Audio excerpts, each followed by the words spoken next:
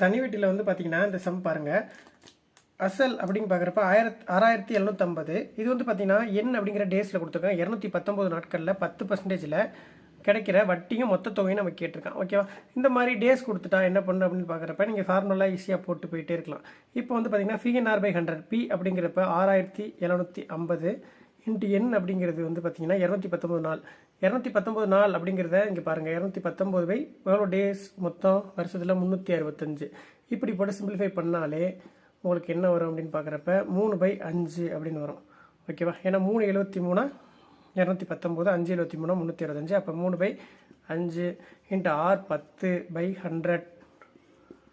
இதை சிம்பிளிஃபை பண்ணிங்கன்னா உங்களுக்கு ஆன்சர் அப்படிங்கிறது வந்து பார்த்தீங்கன்னா 405.